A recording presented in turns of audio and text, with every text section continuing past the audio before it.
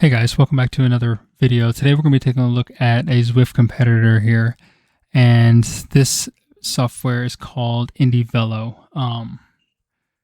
And although it's fairly new, it does have a pretty extensive road network, and as you can see here, this grand day out takes into account all roads in the world, forwards and backwards, very similar to like the Watopia 8 in Zwift. And that's what we're going to be kind of taking a look at today, to get a feel for the whole world. Now, similar to Zwift, Zwift has pacing partners. IndieVelo has pacing partners as well for all power zones within use. So with kind of all the way from 95 watts all the way up to kind of high-end threshold. One of the important things to me, though, is how does it interact with training, because I do a lot of my training on outside and on Zwift. But so you're able to load in custom workouts from Zwift workout files or from whatever platform you use. You can also do some racing, and then they have like miles challenges and those kinds of things available to you as well. So let's hop into it. So as I just said, we're doing kind of every route, every road in IndieVelo that is available, forwards and backwards. What this means is we have about 51.5 kilometers and 675 meters of elevation gain, kind of primarily over 3 climbs. Now, we're going to take a look at those 3 climbs in a minute, but let's kind of talk about why I think I have any credibility to talk about how IndieVelo compares with Zwift.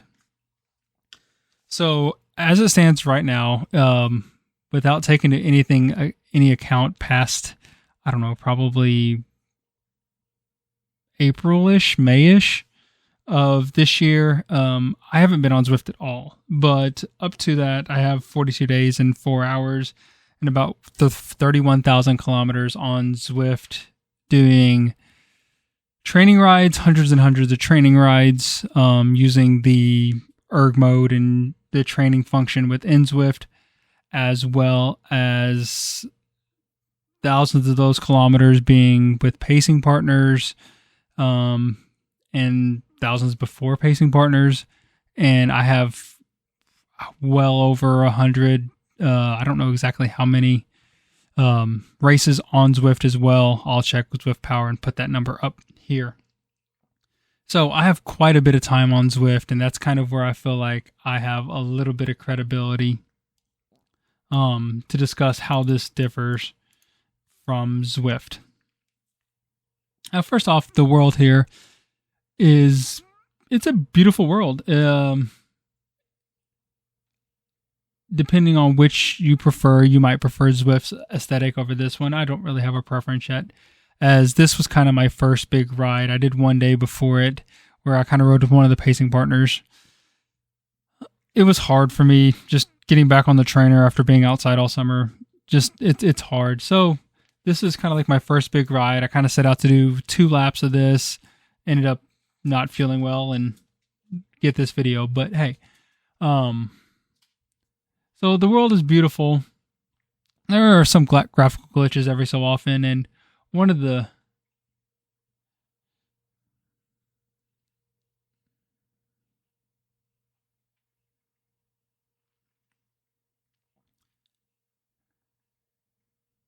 All right, so let's take a look at the pros for this platform right now.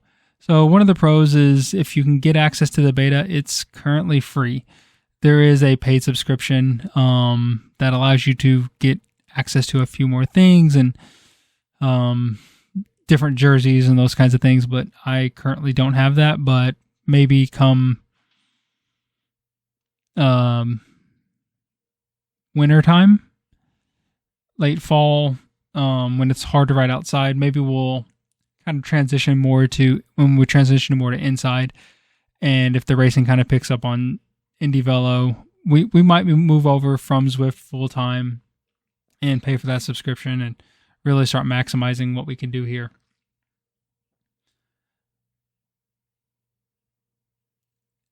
Another pro right now is if you're kind of used to riding inside on Zwift, you'll notice that kind of average speeds are pretty high. Like you can knock out 100K and with like one of the C pacer groups in like 2.5, 3 hours.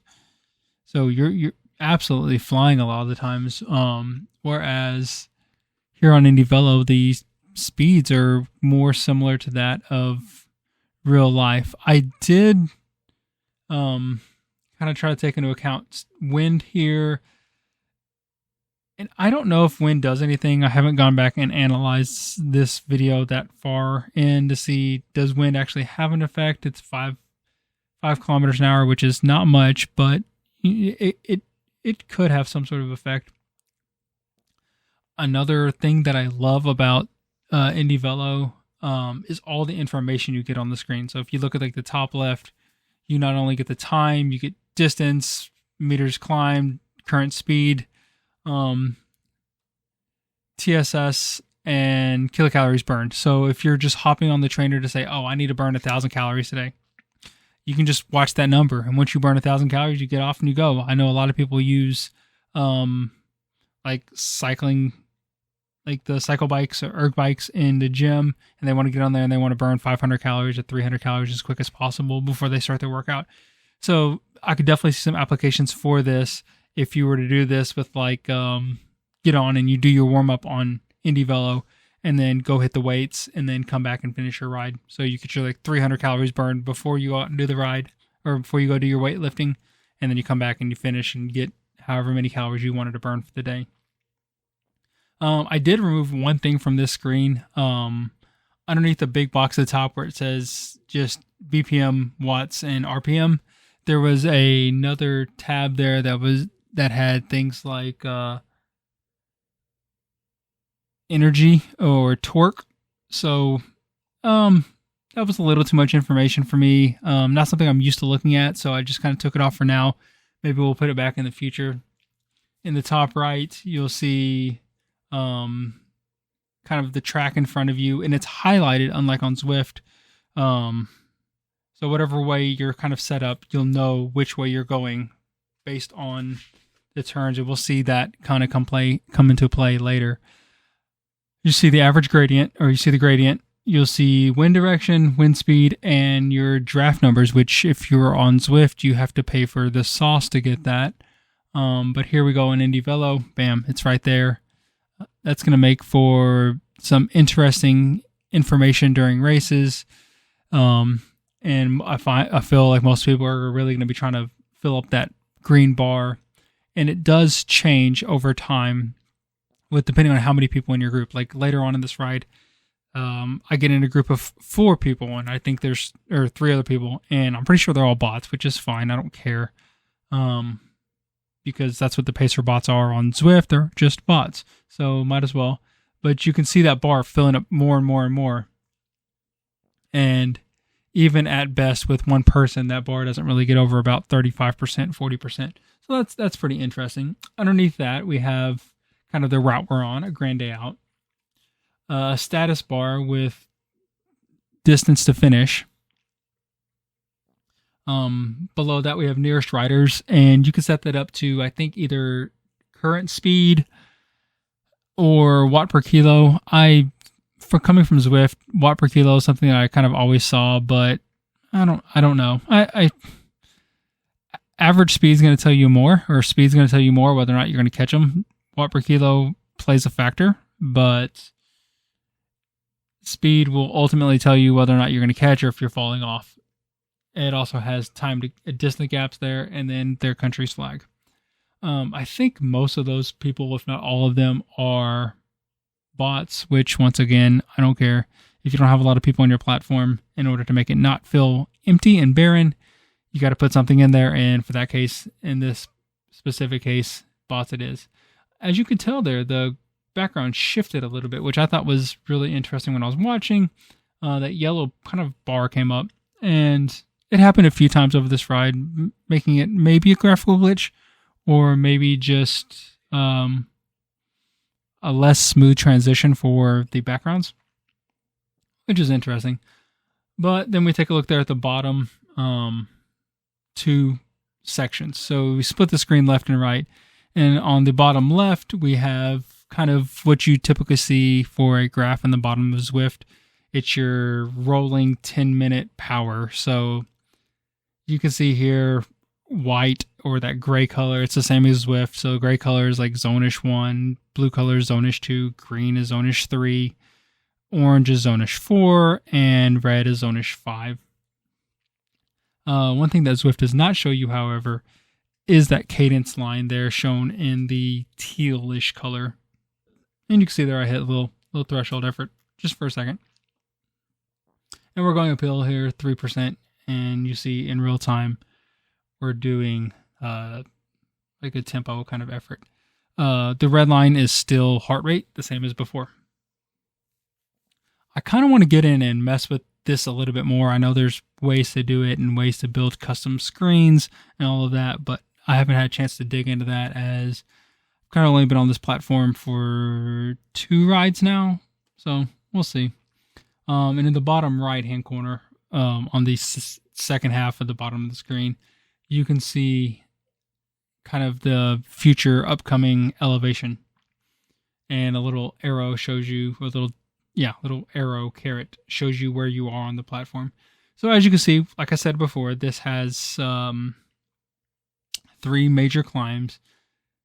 So let's go ahead and kind of hop over to those. So this is the first climb. I went ahead and sped this up so that way life goes okay and we're not stressed out watching me and not wasting time watching me climb these climbs. These are fairly straightforward climbs. Kind of we go over this climb once, and as I said before, we're going to go over all the roads twice except for the big mountain, which we only go over once because there's only one side of it. So I'll go up, you turn around, come back down. So kind of as we take on this climb, we can really see some of the beauty of IndieVelo come out with the trees, and although they kind of all look pretty similar, it's not that monotonous.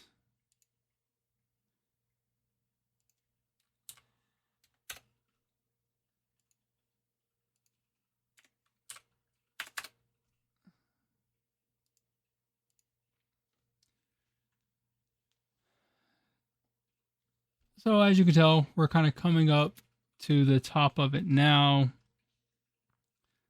And here's a little false top. Oh no, that is the top. And as we head down the other side, we'll get to see that in just a second coming from the other way. This is the second climb on course, which is kind of the velodrome climb. It kind of goes up and it's not really much of a climb, but it is a little bump that will, in a race, kind of take it out of you if you aren't careful. If you're racing this route, for sure, because you just come over top of the big climb, go down the other side, and it's straight back up this like 2 to 4%, just falls flat. Kind of just a leg sapper, really. It just takes a little bit out of you. So you go around the velodrome once, go back down, and then we're back into kind of rolly sections for about 10 to 15 kilometers. And then if we hop forward one more time, we're going to hop forward into the other side of the climb we went up earlier. This is the back side. This side is looks a little steeper, 8, 9, 10%. And ultimately at this point in time in the ride, I was feeling pretty good, so I decided to kind of push on a little bit. Didn't really have any pacer bots with me or anything, so we definitely just kept going on. So while we're watching me go up this climb, let's kind of talk about some of the cons of this. Kind of, I guess the big major con is it does not have the player base that Zwift does. Zwift has a couple thousand, 10,000, 20,000 at a time active users. Whereas this, I got really excited when I saw stuff pop up in the chat of just like, hey, there's another person online, which is good for the social aspects. So things like racing and group rides, you can really get a lot more out of them when you have more people. But if you kind of do what I do a lot, and most of my riding is either with the Zwift pacing partners or in my own custom workout, it's kind of the number of people online doesn't matter as much. So here we are going down the backside of the climb we did. And we're about to start kind of the mountain climb. And this is kind of the big boy climb, if you so will say. One thing I don't really like is it doesn't tell you your current elevation. But, it's whatever. If you know how many feet of elevation you have to go, it is what it is. But yeah, so that's probably one of the bigger cons. Another one of the cons is if you really enjoy Zwift's UI, although you can get this close, it's not perfect. But that's okay. Don't let perfect be the enemy of good. And this is good and gives you a lot more information than what you'd get from... This gives you some different information than what you'd get from Zwift. Either way, this climb here is very much kind of like the volcano climb, where it's just kind of steady 5, 6, 7, 8%. And then right at the end, it gets really steep, like 14%. And we'll see me kind of struggling to get over that in a minute. But yeah, I mean, that's kind of like the big pros is the fact that it's currently free and it supports kind of everything Zwift does, just with less people. Yeah, see 15, 16, 17%.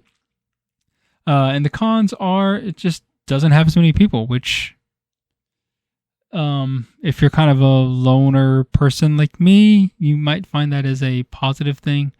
Yeah, as we kind of come over the top here, if you enjoy this video, definitely leave it a like. Definitely like and comment and subscribe. If you want to see more IndieVelo videos on maybe some of the training aspects, how it works in correspondence with the trainer, or how it works, or how racing works, definitely drop a comment below. I'll get to doing those eventually. It's still nice out, so I'm going to do as much riding out there as I can. Thank you so much for watching. Have a great day. Peace out, guys.